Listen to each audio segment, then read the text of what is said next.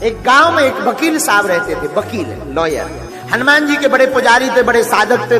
दिन रात कीर्तन गाते गाते हनुमान जी के भाव में इतने तल्लीन हो जाते कि उन्हें ध्यान ही नहीं रहता। कोई भी केस मुकदमा ले लें तो कहते हैं सब हनुमान जी देखेंगे, चिंता मत करो। और कभी हारे नहीं, कोई मुकदमा नहीं हारे, हर मुकदमा जीतते। एक बार इनके जीवन में घटना घटी। हम आपको कोई बहुत पुरानी बात नहीं सुना रहे हैं, ये घटना सत्य घटना पर आधारित है। आगर मालवा जिले की श्री बैजनाथ मंदिर है, वहां की चर्चा हम आपको बता रहे हैं। वही कोई 50-60 साल पहले एक बार एक व्यक्ति का उन्होंने मुकदमा लिया, केस को सुना, समझ गए ये मुकदमा सत्य है, ये जो व्यक्ति बोल रहा है ये निर्दोष है, इसको कहीं सजा ना हो जाए। बोले ठीक है भाई, चिंता मत करो, सब प्रभु लीला करेंगे, लाओ हम तुम्हारा मुकदमा लड़ेंगे और तय है जीतोगे। उस व्यक्ति ने हाथ जोड़कर कहा क्षमा करना, सबका कहना है कि हम ये मुकदमा नहीं लड़ेंगे, हारेंगे, आप उल्टी बात बोल रहे हो। वकील साहब ने कहा कि विजय होंगे, केस हम जीतेंगे। लोगों ने कहा पागल हो गए, इसके ऊपर मर्डर का केस है, 302 का केस है, मर्डर के साक्ष्य प्रस्तुत हो गए, गवाह प्रस्तुत हो गए। जिस वकील के पास उसने केस रख रखा था उसने भगा दिया कि तू भाग, हारना तय है, मैं अपना नाम क्यों खराब करूं, तुझे सजा निश्चित।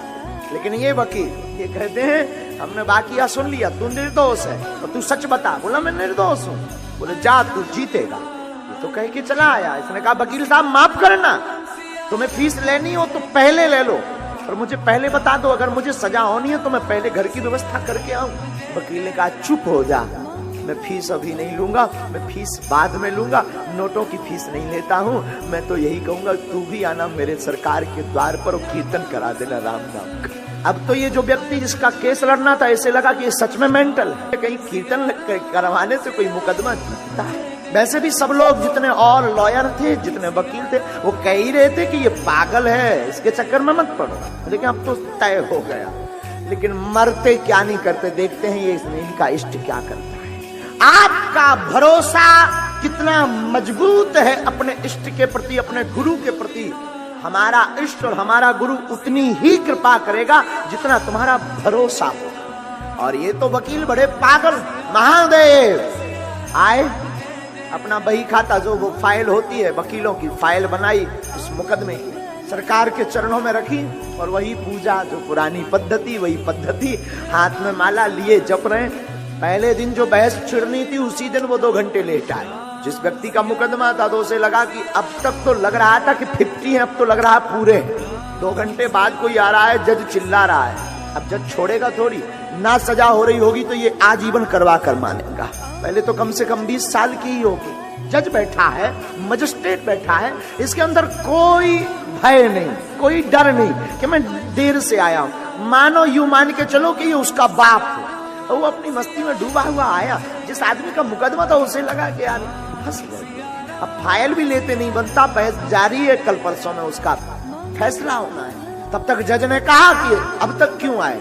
इसने एक शब्द में बोला माय लॉर्ड क्षमा करना, मैं अपने सरकार की सेवा में था, इस जज के ऊपर भी एक दूसरा जज है, मैं उस मजिस्ट्रेट के संरक्षण में था जिसका ऑर्डर तुम भी स्वीकार करते।